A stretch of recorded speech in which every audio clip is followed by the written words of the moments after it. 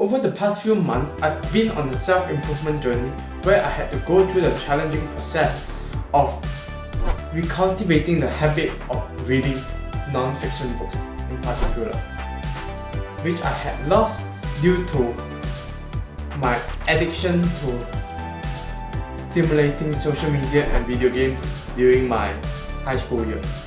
I first started by aiming to read around 10 pages per day, and when it finally developed into the habit, I now currently aim to read one book per week. Since I started my self-improvement last year, in June, I have read over 21 books.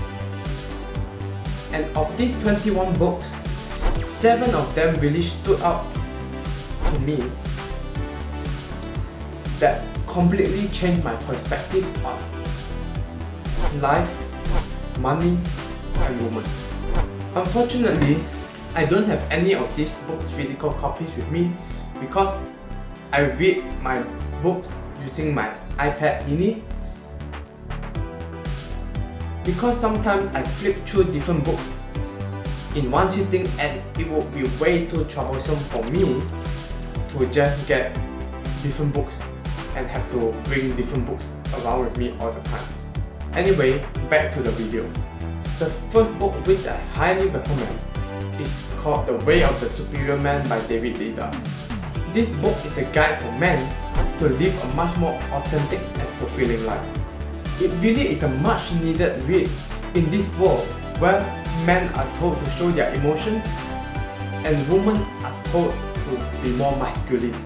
It covers a range of topics including purpose, relationship, and mindfulness. It explains how masculine and feminine energies work and why polarity is important for meaningful relationships to last. One thing that really stuck on me from this book is the idea that the superior man doesn't mean being perfect.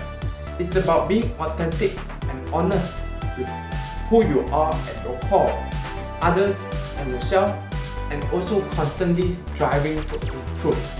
Next on the list is the Almanac of Naval.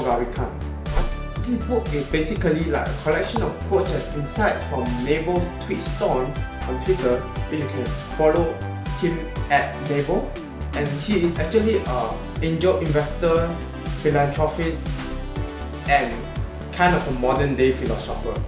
He covers a wide range of topics such as mindfulness, happiness, and purpose.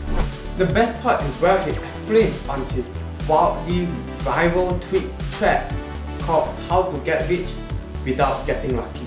One thing that I really loved about this book is that it's structured in a way that you can easily flip to any page and find a quote or insight that relate to you at your current moment. It's really a great resource to come back to whenever you need a little bit inspiration or guidance from this modern day philosopher.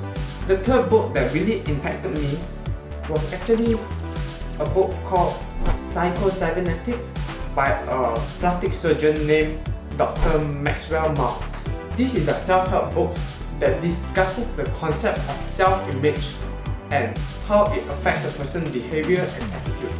It offers techniques for improving one's own self-image and changing negative thought patterns. One thing that really stood out to me in this book, the idea that our thoughts and beliefs about ourselves have a huge impact on our behavior and our ability to achieve our goals. Being one of the first few self-improvement books that I read, this one really taught me on how to control the thoughts I had and how I could project the self-image of who I wanted to become and identify with that so I can work toward becoming that ideal kind of person. By changing the way we think about ourselves, we can make real and lasting changes in our lives. Another book that made a big impact on me is Essentialism by Greg McKeown. This book is all about simplifying and focusing on what is most important in life. This was a much needed read for me personally, as I am a person often like to try everything out, and oftentimes this leads me to being spread too thin across a wide variety of areas. It teaches readers how to eliminate distraction and make choices that align with their values and goals. One thing that really resonated with me in this book is the idea of how we have to be selective about how we spend our time and energy. By saying no to the things that aren't truly important to us, we allow more room for the things that are important to us. The fifth book is called The Millionaire Fast Lane by MJ DeMarco.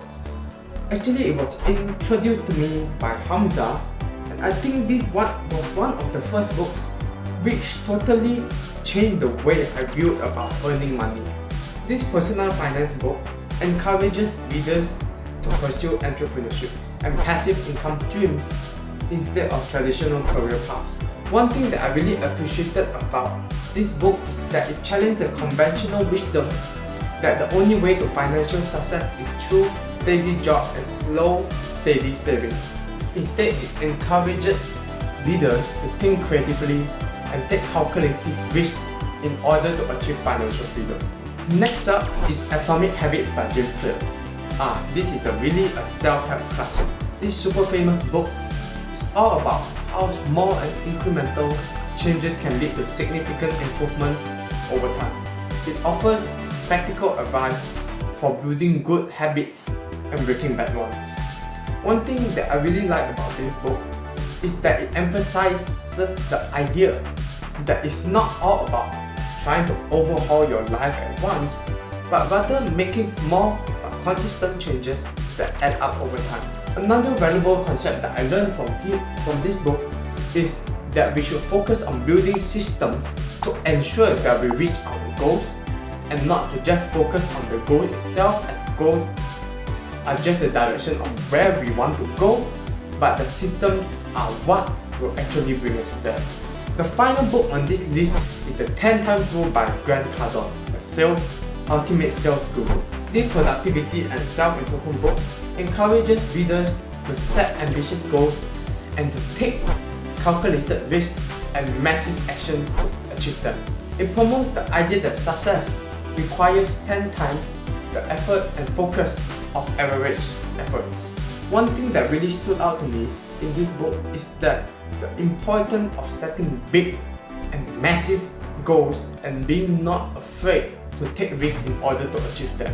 The key takeaway in this book for me though is about how success should be viewed as an ethical and moral obligation and not solely as a choice. So yeah, that's pretty much it for this book, and these are really the 7 books that really changed and programmed my mind on the way I think about life, money and relationships in general.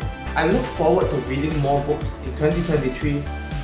I can't wait to share the lessons that I have learned from them to you all. If you have any life-changing books that you have read, make sure to leave them in the comments down below so we can share it to each other and help each other out on this self-improvement journey. If you like the video, make sure to hit the like button and smash the subscribe button if you want to watch more from a small self-improvement and fitness YouTuber. I'll catch you in the next video. Bye bye.